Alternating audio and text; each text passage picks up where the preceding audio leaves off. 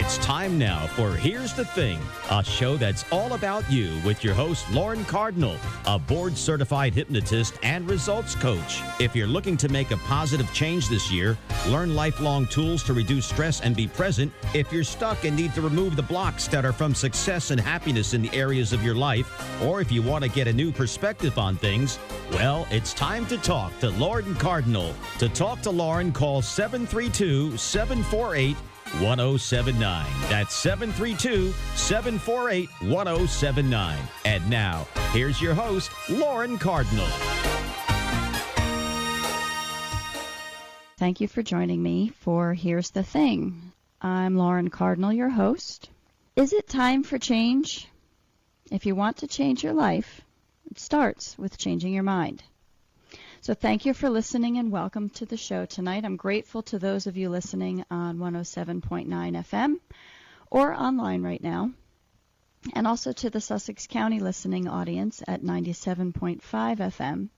And thank you to my podcast listeners far and wide in the U.S., Tokyo, Germany, and now the Philippines as well. So exciting. Thank you. So tonight we're talking about addiction. And I'll have a very special guest joining me in just a few moments. Now, addiction. Looking at, as you know, I go into research mode in the week prior to the show. So addiction. What is addiction? It comes from the Latin word addictere, which means attached against your will. Ironically, it was William Shakespeare who used it first, and it has mainly to do with debts, but it's being attached against your will, and I think that pretty well sums it up. So if we think about the kinds of addiction, there's alcohol, there's cocaine, heroin, food addiction, sugar addiction, and the list could go on. And as far as statistics, 10 to 20% of Americans have an addiction. Less than 16% of those ever get treatment. Of those who try but don't finish the treatment, only 50% of those ever go to try again. It's been brought to my attention in some of the research that I have that idea of reaching the bottom is more of a myth, that sometimes that just doesn't happen, that there is no bottom. And as far as the treatment, the biggest losses in treatment are in the first 2 weeks. Those are just some of the statistics. Now, you may or may not be aware that a genetic link has been discussed, and also that it's a disease. And I think that's where I'd like to lead off the discussion tonight. So in a moment, I'll do the beginning information that I have, and then we'll kick off right at that point.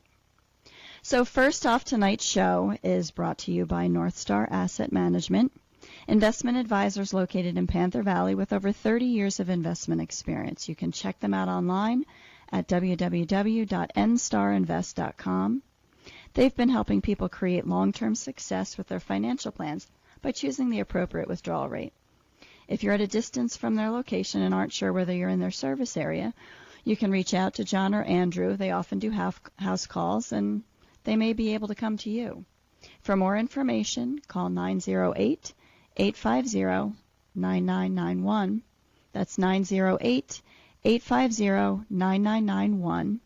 Or again, find them online at www.nstarinvest.com. Now, my last live show was about anxiety, and anxiety being the squeaky wheel.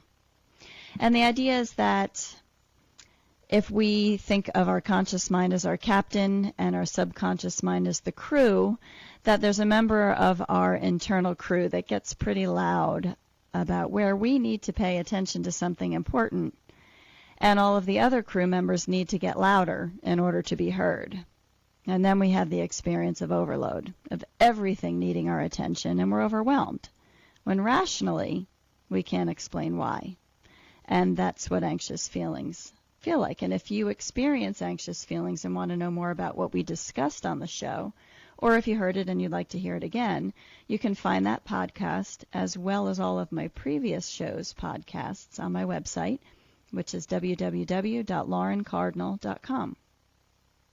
Again, I'd like to welcome the Sussex County listening audience to the show on WRSK, which is 97.5 FM, broadcasting from Sussex County Community College on Saturday mornings from 9 to 10 a.m.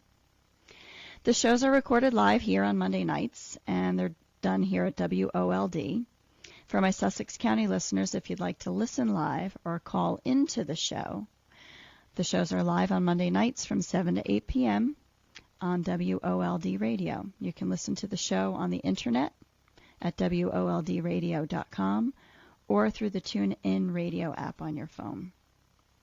Now, on with the show. You're listening to Here's the Thing. I'm your host, Lauren Cardinal, board-certified hypnotist and results coach. And tonight we're talking about addiction with a special guest who'll be joining me. In a few moments, we'll be speaking with Brian McAlister, founder of Full Recovery Wellness Center. If you have any questions for Brian regarding recovery from addiction, the lines are open, 732-748-1079. That's 732-748-1079. If you call in now, you'll be first in the queue. You might have to be on hold for a little bit until Brian comes on, but we'll get the conversation going. Now, I've often thought of addiction as a coping mechanism, and my understanding is that there's type 1 alcoholism. Perhaps it is. Type 1 is considered not linked to family history. These individuals don't like stimulants, they follow the rules, and they start the addiction late in life. And in type 1, it may be about coping mechanisms, which are different for all of us. Many of us can fit into this category, but our coping mechanisms are varied, and sometimes the coping mechanisms are beneficial. It could be exercise or meditation, and sometimes not, alcohol or overeating. When addiction is not strictly a coping mechanism, then is it a disease? Type 2 alcoholism is considered to have a strong family history. This individual likes stimulants, may not follow rules, and starts the drinking early. And this is according to the research. This isn't what I'm coming up with off the top of my head. It is believed that type 1 alcoholism is more common, but actually, according to Howard Wetzman, a physician and addiction specialist, 80% of the people he meets who came for addiction treatment were type 2. Also, there's Dr. Silkman, who is the author of The Big Book, which is the blue AA book, written in 1939. Dr. Silkman thinks of it as an allergy, where most people want to go to sleep after alcohol, not those with the allergy. They want to go out dancing, and they want another drink before they do. And I guess my understanding is that that's more stereotypical, but the idea is that those who have this allergy, as he categorizes it, have a different response to alcohol than a good portion of the population. Now, if you have an allergy to strawberries, what do? You don't eat them. But alcoholics can't do that because of what he called the obsession of the mind. He says that these individuals are restless, irritable, and discontented unless they can again experience the ease and comfort that comes by once again taking a drink. Drinks that they see others not having an issue with.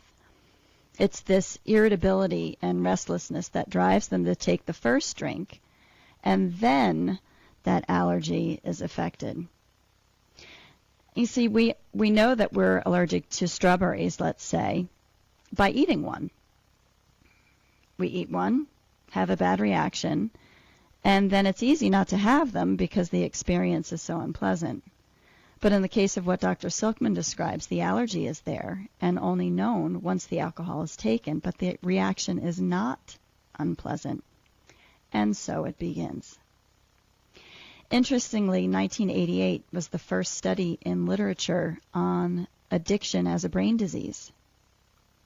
That the drug, whatever drug it is, I think alcoholism comes to mind first and foremost, but the drug is the symptom, while the brain disease is the cause. Now, last week I discussed that Studies have shown that genetics makes up 5% of what we experience in illness, and I still believe that to be true. There is a genetic component with addiction. But after viewing the work of Dr. Howard Wetzman, I also understand several other factors that contribute, most notably the feeling less than and dopamine levels in the brain. Dopamine is that feel-good chemical in the brain, different from serotonin. And dopamine plays a big role in our mental health and how it relates to substances we consume to make us feel good. Most drugs of abuse work by flooding the brain with dopamine. Alcoholics and drug addicts have all been found to be extremely low in dopamine. Researchers have also found sugar addicts are depleted in dopamine. Sugar, cocaine, nicotine, caffeine, and alcohol all increase the levels of dopamine in the brain. And these lower starting levels of dopamine in the brain of addicts lead to higher spikes in dopamine when the substance is used. And that high causes the crash, and the crash causes the craving. In people without this condition in the brain, the starting point for the dopamine levels is higher, so there isn't as big of a high, which doesn't lead to that crash or lead to that craving again. And once the dopamine is expended, the brain is now deficient in dopamine, and that results in the subsequent crash, and this requires additional substance use to jack up the dopamine levels again. But it's not just drug use that will deplete the dopamine levels. Stress will deplete dopamine, as will not sleeping properly, or by having adrenal issues, or by consuming an unhealthy diet, which is high in sugar and saturated fats. And a study by the Franklin Institute reported that caffeine, alcohol, and sugar cause dopamine deficiency in the brain. Being obese is a dopamine killer too. So all of these things contribute to dopamine levels in the brain. And combine that with the genetic predisposition, and issues can certainly arise. Right now, I would like to welcome my guest, Brian McAlister from Full Recovery Wellness Center. Brian, are you there? I'm here, Lauren. How are you? Hi, Brian. Good. How are you? Good, good. Thanks for having me on. Thank you very much for joining me. So I don't know if you're able to hear the first part of the conversation that I was going over, but let me ask you, do you believe that addiction is a disease of the brain? Or rather, what have you come to believe about the causes of addiction? Well, I did get to hear what you were speaking of, and I do agree with it wholeheartedly. I just came in when you were speaking about Dr. Silkworth, who wrote the doctor's opinion in the big book Alcoholics Anonymous, when he refers to it as an allergy, of the mind, and that it is so true, and then it develops into a craving beyond any mental capacity to control.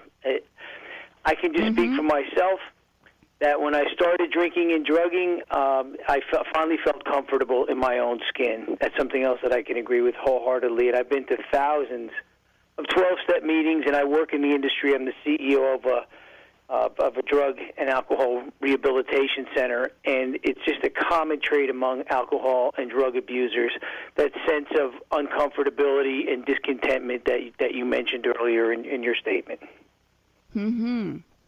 And Brian, if you're open to sharing your story, how did it start for you?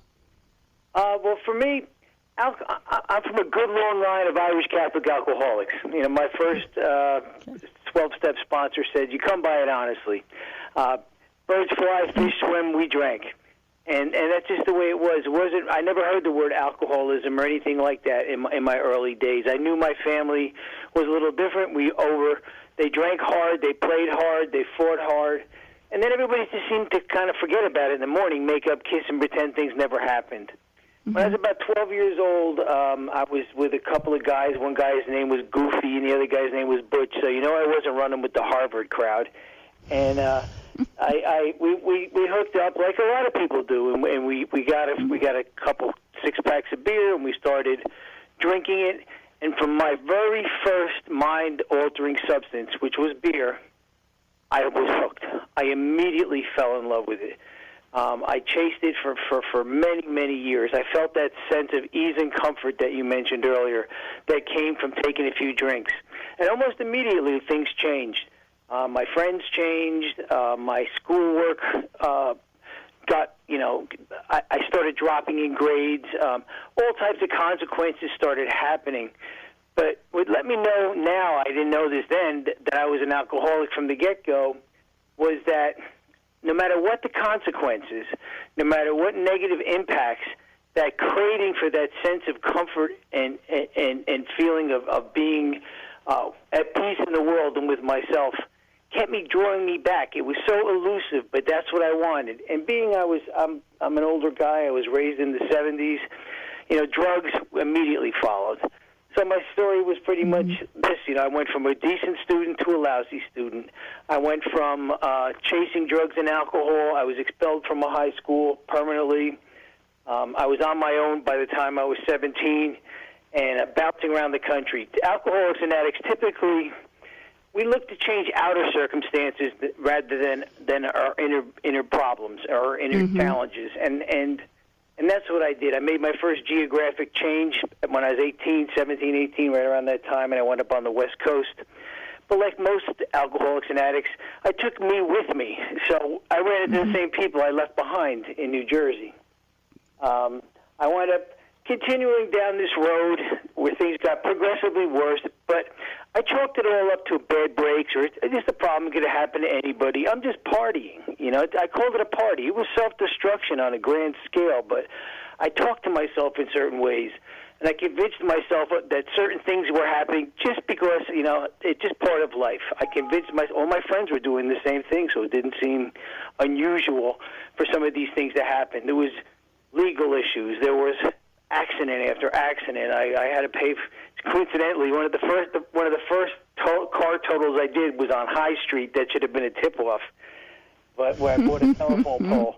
But this is how my life went. And along the way, one thing I want to say too is alcoholics and addicts are typically fairly bright people.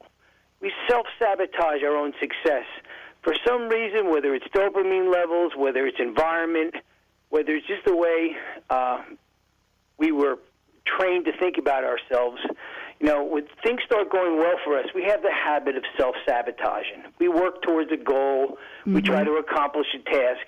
And when it's within reach, we start making poor decisions that pull it all down on our head. So what I did was I came back to New Jersey. I met a woman, and I asked her to marry me on impulse, really. I mean, I knew her from high school, and she was my girlfriend. And then I took her on the adventure of a lifetime. That's what I told her. And I believe I lived up to that billing. We traveled the country. It was hippie times. We had a tent and we had a Harley and we did the whole thing, and we traveled for years. And everywhere I went, I ran into the same people, because I was using drugs and alcohol to feel good about me. And for a while, it was a good solution. If it was good times I drank, it was bad times I was drank. It was good times I got high, and I took everything. There was really not too many drugs I didn't abuse. Because no matter what it was, I was trying to get out of being me, because I never felt comfortable being me. Nobody else knew it. Everybody said, oh, yeah, that guy, he's cocky, or he's cool, or he's this. But I've heard for years alcoholics and addicts being called egomaniacs with an inferiority complex. And that sums it up pretty accurately. Well, now, I wanted to act like I had it together, but deep down inside, I felt like I didn't measure up. So it's interesting in some of Dr. Howard Wetzman, his presentation that I was listening to, he was talking about all of the things that we see from an addict are the symptoms relating back to the cause, and that it's not that addicts are self-centered. It's that because of the disease, they present as self-centered. It's backwards.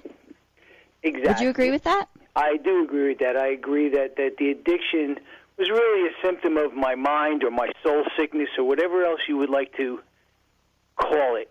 I believe there's a reason they call alcohol spirits, because I was trying to substitute that for an inner comfort and inner spiritual centeredness that I was lacking.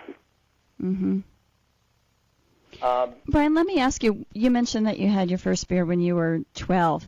At that point, obviously you felt comfortable. It made you feel a different way. At that point, did you understand or notice that it affected other people differently? Yeah, it is. You take typically 2 or 3 people go out, they find they drink for the first time, everybody gets too loaded and they throw up, and say it's 3 people. 2 people say that was horrible, I'm never going to do that again. The third person who threw up as much as the other guy says, boy, I can't wait to do that again. It's just because it affects us different. I heard your strawberry analogy. That's a great analogy. I got a friend of mine who eats his kid can't eat peanuts. He goes anaphylactic shock if he gets anywhere near a peanut. I can eat peanuts so they come out my ears. We're just made different. It doesn't make him a bad person or me a bad person, but somehow along the way this misnomer that alcoholics and addicts are morally reprehensible or less than people took hold, and it's really not true. It just, we're made different. Doesn't mean we don't do things that aren't right. appropriate. I absolutely agree. Under the influence. It just means that alcohol and drugs affects us differently. Right. And the idea that getting treatment is a choice, that we just didn't want it badly enough or we didn't work hard for it enough. I was thinking of it in terms of if we go to the doctor for medication and the Z-Pak that's prescribed for so many things, and if the Z-Pak isn't working, it's because we didn't want the treatment to work. Yeah, it's funny, and that also goes hand in hand with society's answer for addiction, which is incarceration for longer and longer periods. And like you're talking with the Z-Pak, incarceration does no more for solving addiction than it does solving cancer. It's just doing more of what's not working. It's just making somebody feel less than, and really putting it into their heart that you don't add up, you're not good enough, you'll never get out of this, and it's very difficult under those conditions to claw your way out. So in thinking of your story, when was it that you took action and dealt with your addiction? It wasn't for a long time. My bottoms kept getting lower and lower. The consequences got greater and greater. I totaled 17 cars. I totaled 3 Harleys. I broke my back. I still have 19 bolts in my one leg, stainless steel plate, 380 stitches in my head, a brain injury, everything. That wasn't enough. The first thing I did when I got out of the hospital, it took me years to learn how to walk without crutches. The first thing I did was throw my crutches out the window, hop down the stairs on my backside, and go to the bar. That's exact. I made a beer holder for each crutch so I can drink on the hop back. That's how much addiction had me. And the insanity of addiction is that I saw no problem with it. I could justify anything, but it was a bad break. It could happen to anybody. It wasn't the alcohol and the drugs. So I had to hit the point of literally wanting to die, that I saw no other options, and the only other option was to blow my brains out before I became willing to do whatever was necessary. And that was my moment of clarity, as it's known in the treatment world. I had that moment of clarity, but here's the deal.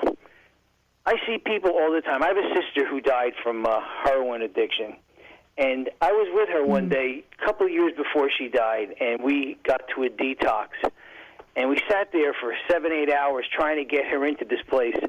Finally, she got up and she walked out the door, and she says, the moment's passed. That was the last words I ever heard from her. The moment did pass. She was gone after that. She passed away. So the idea that when somebody's ready, when somebody has that moment of clarity, when they just have that glimpse, when their higher power, God, the universe, whatever, starts poking them, saying, hey, there's a solution, it's so important to have beds available and treatment available to give somebody an opportunity to turn their life around. Mm-hmm. That's amazing. And I believe that you mentioned to me that there's the timing of you being on the show tonight is worth mentioning. Yes, as a matter of fact, as long as I don't drink, drug, or die in the next 2 days, I'm going to have 27 years alcohol and drug-free. That's fantastic. And I drank and drugged alcoholically and as an addict for 13 years, and I couldn't have done it any harder. There's not much I missed. So people who say you can't get sober, or that, you know, an addict, once an addict, always an addict, that type of deal. Yeah, I'm always an addict, but I'm a sober addict today. And because I've been able to stay sober today, for a lot of todays, I've been able to turn it into an incredible life of fulfillment and contribution. And this is available to anybody out there who wants to take the same simple and enlightening journey that I was allowed to participate in. That's great. Yeah, I'd like to talk more about that, and also certainly about your program with Full Recovery Wellness Center. Give you a chance to talk about that, because I think it's a great program. It's a great way to help people with their recovery. We're talking with Brian McAlister, CEO of Full Recovery Wellness Center. You're listening to Here's the Thing on 107.9 WOLD. If you'd like to give a call, ask a question of Brian. If you're experiencing an addiction or know somebody and you have some questions for Brian, just call on the call-in line at 732-748-1079. We're going to take a quick break, and when we come back, we'll talk to Brian some more and take some calls.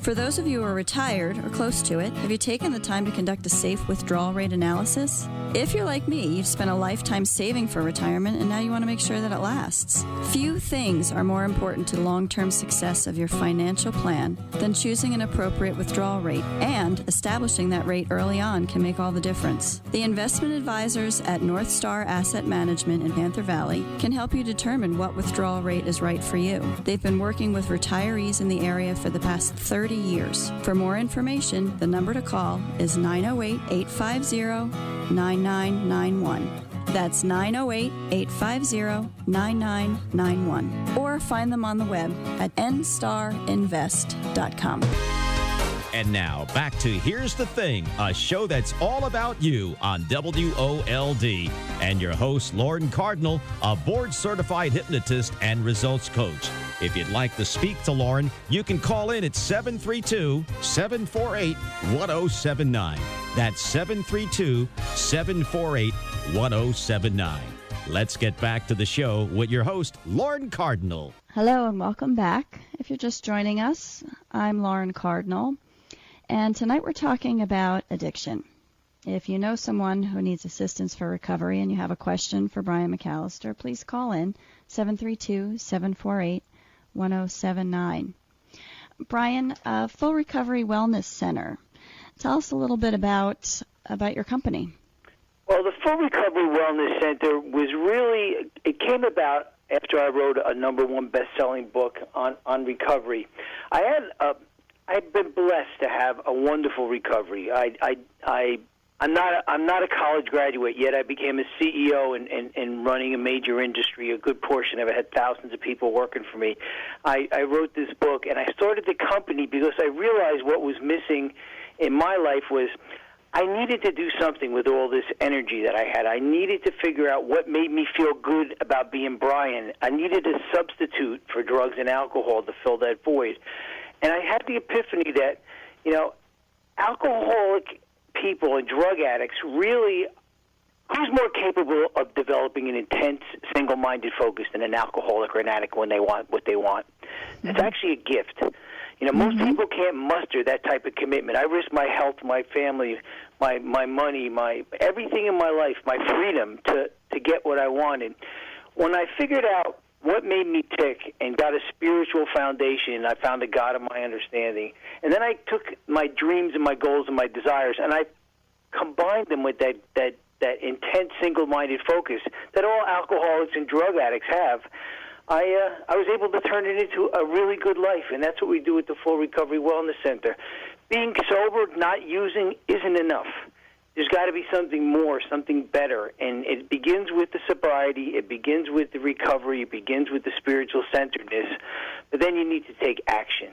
Because if not, we get bored quick as alcoholics and addicts. We're motivated, can-do people, and we need something to fill that void. Mm-hmm. And how do people generally get involved with Full Recovery Wellness Center? Well, all different ways. I speak a lot. I'm known in the industry, and we take insurance, and we do the standard things that people do. But as you know, we do other things. We do believe in hypnosis. We think that all types of holistic, whatever works. How's that? We're always open. Because doing more of what's not working is what's keeping this epidemic growing. You can't lock your way up out of it. You can't belittle people out of it. You've got to start figuring out things that work. And the holistic things we do at the center, like, for example, we have a law enforcement program exclusively for law enforcement because we found that they're the last guys that seek treatment for a lot of reasons. They don't want to be with known offenders or, it's bad on their record or whatever. We've got Homeland Security. We have FBI, in addition to just, your every other citizen. But we do this because a lot of these guys are suffering PTSD. So we offer them different modalities to help them deal with that, non-pharmaceutical solutions to dealing with the challenges like EMDR and hypnosis and spiritual solutions to help them deal and process the trauma that they're dealing with. A lot of our veterans are coming home like that, too, with the same type of issues. And what we do as a society is we throw a pill at them, and then we wonder why they get hooked and they're unproductive. And now they're just not depressed and traumatized. They have all the problems that come along with the life of addiction. So at the Full Recovery Wellness Center, we open our doors and we invite people into our world. And the people who work there aren't just clean and sober. The average person who works with me has 25 years clean and sober. They've also become wildly successful in their chosen field of endeavor. That's great. That's great. With Full Recovery, if I was experiencing addiction, would I contact you and start working with you, or do you work with people after they've gone to an inpatient setting, rehabilitation center? All different methods people come in. We have everything from people walking in off the streets to we get a lot of step-down referrals from people who have been at 28-day treatment centers. Most of the people that come to us, aren't, for lack of a better term, first-time winners. They've been through several other programs. And what seems to be the big draw for us is we don't do the same thing everybody else is doing. But typically when you go in, you get detoxed, and then it's like, you sit around, you have a couple of meetings, you're sober because you're removed from the situation, but you're not given the life skills to go along with the 12-step lifestyle that's encouraged by most programs. So the idea for us is we show people. We just don't sit there and tell them and send them out without tools. We're developing a program, and I wish I could get into a little deeper, but it's almost going to be recovery for everybody on the road. You'll be able to take this program with you. It's going to be technology-based, and it's a patented treatment program that we've just developed. And maybe in when this thing gets up and running, I'd love to come back and share. That sounds great. Absolutely. Love to hear more about that. But Fantastic. The idea with the Recovery Center is we welcome people who want to give themselves a chance. All you need is a crumb of willingness and an open mind, and we can help you get where you want to be. And we didn't just read it in the book. We live it. The people who like I said, who work with me, my partners in this, all are in recovery, and they all have their own tale to tell. So if we did it, you can do it. Just do it today. Just don't drink and drug today. One of the things that I find so important and integral about the people who work at Full Recovery with you is that part of having been through it. Number one, from the understanding perspective, but also that if somebody comes in and something's not right, or things are starting to go back the old way, that the staff is more able to identify it and step in and engage than somebody who is not recovered. Exactly. Is that accurate? It's very accurate. Like, I could tell you what a pregnant woman looks like. I have no idea what it's like to be pregnant. I have no idea what that feeling is. And what's nice here is you mentioned it in your opening that, alcoholics and addicts, they think different. They're wired a little different. And, we can empathize with the person and their challenges, because there's hardly a challenge that anybody comes through our door with that someone on our staff has not overcome. But the idea is you've just got to give yourself a chance, just a chance to walk in the door and keep an open mind. And if it didn't work for you last time, come back and try again. Don't quit before the miracle happens. That's the key with this thing. Everybody doesn't get it the first time. Some people do, some people don't. But the idea is to keep trying. You're worth it. Absolutely. Absolutely. And in the beginning, when I was talking about the dopamine levels and sort of the environmental factors that add to the lowering of the dopamine levels, one of the things that came across to me was that feeling of less than, which I think is why the programs where the meetings take place are so important, because it levels the playing field. Nobody's less than in that environment. You're right. When you think about it, I said egomaniacs with inferiority complex is a description of an addict or an alcoholic. When I go into a meeting, whether it's a meeting at Full Recovery or a 12-step meeting or any other type of therapeutic community meeting, I'm one among many. My ego's kept the right size. I'm not here, I'm not any better than, and I'm not less than. And that takes a while to learn. It really does. It took me a while to learn that I'm here for a purpose. That just because I had some hard knocks and just because I don't have, maybe the education somebody else has, doesn't mean that I'm not a valuable person. I had a man tell me in early recovery, "You want better self-esteem?" I said, "Yes." He says, "Well, start doing some esteemable acts." I'm like, "What do you mean?" Because alcoholics and addicts, we get selfish. We're selfish by nature. It's part of the disease. So he says, start doing something for somebody. Do something nice for somebody every day. And don't even ask for anything for it. Just do it because it's the right thing to do. Things like that are so simple, but great self-esteem builders. Mm-hmm. That's excellent. I hadn't thought of that before. Earlier you had mentioned about the book that you wrote. Mm-hmm. And I read the book when we first met. I read your book, and I think I shared with you that I sat down and read it with one sitting. I had notes going in the margins. I mean, it was right through it.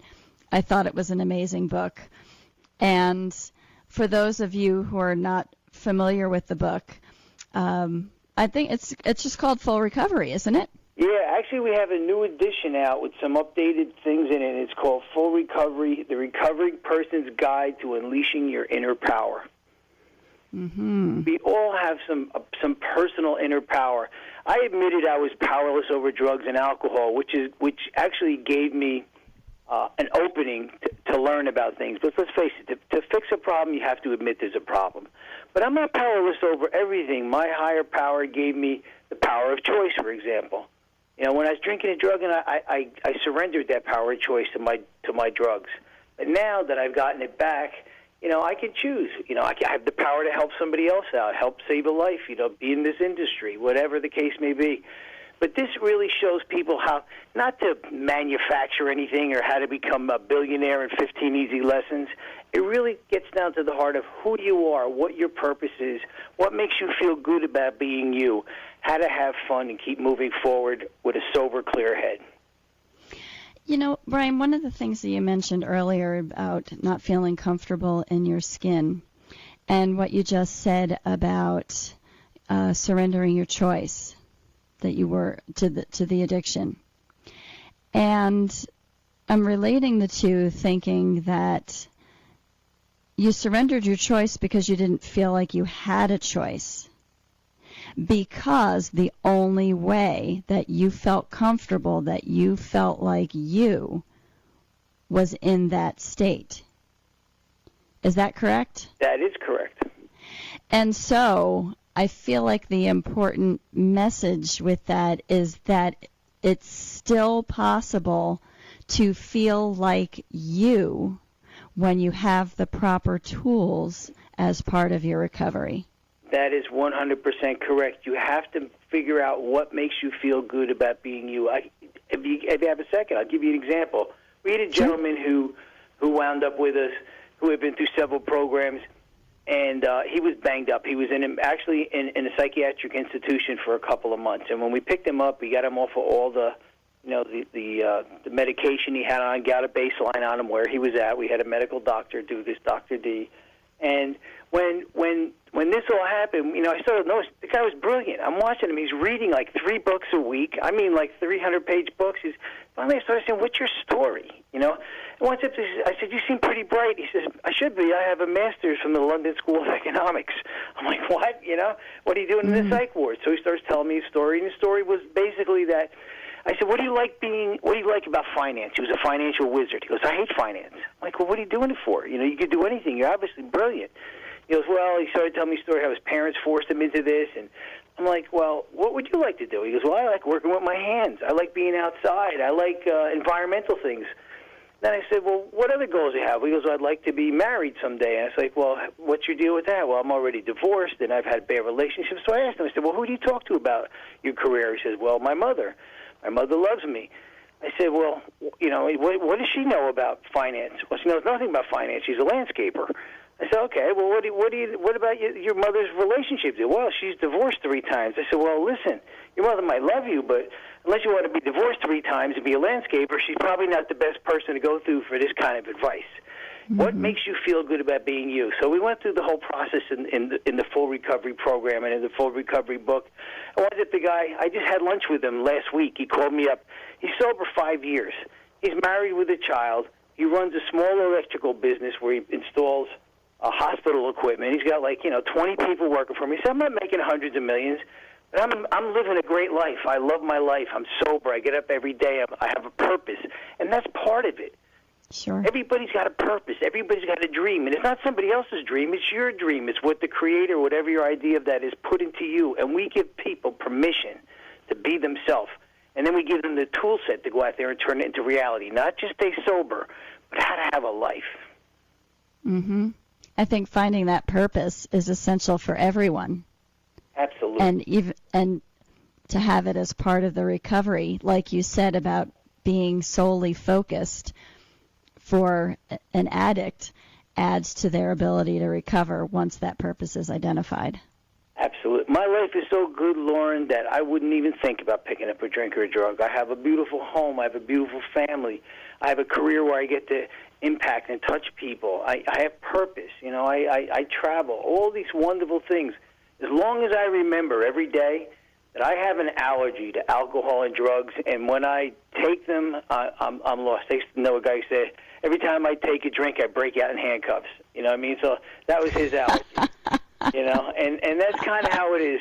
I got to remember, as long as I keep that first, and I keep thinking, okay, my creator didn't make me to destroy myself through drugs and alcohol. I have a purpose. And I keep taking little tiny steps every day towards achieving my goals. I mean, things just go. Life happens. I have ups and downs like everybody else. Everybody does. But the thing is, today they're manageable. Mm-hmm. Sure. And how would you encourage people to help themselves or help others to get the treatment they need? Because that's a difficult part of the recovery as well, is kind of taking that first step, whether it's an intervention or whether it's making the call. How would you encourage that? Well, I can give them, if it's for somebody, for a loved one, and I'm not saying this, please take this correctly, that sometimes it's more difficult getting through to the loved ones because normal ways, because again, alcoholics and addicts don't think the same way, they react differently. We've all heard of enabling and the codependency. We offer to the community a absolutely free meeting every Monday night in the Full Recovery Wellness Center for the loved ones of people who are either in recovery, need to get in recovery, or just struggling and want to find out something about the disease. We do that because I'm married a long time, and if my wife didn't get well and my family didn't buy into this, it's very difficult to stay sober. So as part of our ability to give back and help the community, we do that every Monday night at 87 Fairfield Road in Fairfield. That's one way. If anybody wants to call us at the Full Recovery Wellness Center, I mean, I don't know if you want me to, if I could give out the number, I'd be glad to do so. Sure. And our number at the Full Recovery Wellness Center is 973-244-0022. Either myself, my partner Steve, Lauren, or one of these folks that, our administrative person will pick up, and we will help you any way we can. Whether you're ready, you just want to find out about recovery, you have any questions, we can answer them. And, of course, there's always the 12-step rooms. You want to walk in, you want to sit down, have a cup of coffee, see some people who already know how to accomplish what you're trying to accomplish. It's a good way to stick your toe in the water and see how things go. But don't give up on yourself. Take the first step. Pick up the phone, even if it feels like it's 500 pounds, and ask for help. There's not much I could do by myself, and that includes getting sober. I used to think I was like Shane. I had to ride off into the sunset. Everything was on my own. I'm a man. I should know how to do this. Nonsense. There's not many things we can do alone, and anything we do with somebody else's help is much easier. And I would imagine particularly with an allergy that we don't understand. It's reminding me, last week I was talking about anxiety and the idea that your conscious mind is the captain and your subconscious mind are all the crew. And that when the captain and the crew have the same direction, you're golden. You're moving forward with your goals. Everything is great. But when your subconscious, the crew, was given their direction before the captain came along, they're doing their job that they think that they need to do to keep things afloat, but it's not going in the direction that the captain wants to go on. And if somebody who has this addiction that's had it for many, many years doesn't understand it, doesn't know maybe even how it came to be, it's reminding me of that captain crew member who got a job before the captain came along situation. And that's very true. And what happens is, again, when I was in active addiction, everybody I knew was in active addiction, and it seemed like almost a normal life. This is just the way things are. And there's really nothing further from the truth. Now, when you're talking about your captain, there's a line in the Bible, I don't know where it is, and it says, a double-minded man is unstable in all his ways. And that's it. Not some of his ways, all of his ways. We're pulling ourselves apart. We say we want to get sober, yet we're not taking the actions to get sober. We say we want a good career, yet we sleep all day. We say we want a nice relationship, yet we're not faithful to our partner. So, nothing can take place until we take that single-minded focus that alcoholics and drug addicts possess, decide what we want, and then get in harmony with, get all these other things out of the way so we can get in harmony with our main purpose. And that's when we start moving forward instead of being unstable in all our ways. I'm looking at the clock here. We have about 5 minutes left for the show. You're listening to Here's the Thing. We have special guest Brian McAlister, CEO of Full Recovery Wellness Center. If you have any questions that you want to ask, we have a few minutes left, 732-748-1079. Just reach out, ask your question. Here's an opportunity to ask a question now before necessarily making the call tomorrow or the day after. You can speak with Brian directly, 732-748-1079. So 27 years coming up for you, Brian. That's pretty remarkable. And from what you said, it sounds like the staff at Full Recovery is in a similar situation with many, many years of, how did you rephrase it, clear days behind them? Yeah, exactly. And that's the thing. There's somebody here who can relate to your situation, where every color of the rainbow, gender, socioeconomic background, and the only thing that we share in common, really, in a lot of ways, is that we are all addicts. We all came through it, and we're all very highly successful people. And we all started from relatively low stations in life. The thing with addiction is it's a disease because everybody has the same symptoms. We all act the same. We all think when we come in we're unique, that nobody has my problems, nobody's ever heard of this. Yet when you start talking to people, you realize that, a guy told me just the other day, I'm just another bozo on the bus, and that's really the truth. You're just a human being going through challenges, and other people have been there, and they're compassionate. They will love you till you love yourself, and that's so important. You know, it's interesting that you say that. I have a friend who went through recovery, and when she went to her first meeting, she came out and said, yeah, they're not my people. I don't relate to them. They're not my people. And after going through more meetings and going through the program, she acknowledged that it was just an excuse, that we're all the same. We're all the same. We really are. But the idea is you've got to get your toe in the water, come in and feel comfortable. I knew I had a drinking problem years before I got sober. If I walked into a bar and I didn't like what was going on in there, I didn't stop drinking. I walked to another bar. So if you're out there and you're trying meetings or 12-step life or whatever, and you walk into a place and you can't relate, don't stop there. Try another meeting. And that's it. You'll find somebody that will tell your story. Eventually, I go to speaker meetings where people speak, and eventually someone will get up there and tell your story. It never fails to happen. That's great. And, yeah, she found the same thing. And she's been sober for several years. And she took the opportunity, I remember, to clarify the difference between being dry and being sober. She said for the first 2 years she was dry, but after that she was sober. How would you relate to that? Well, that's really true, because you're retraining your brain.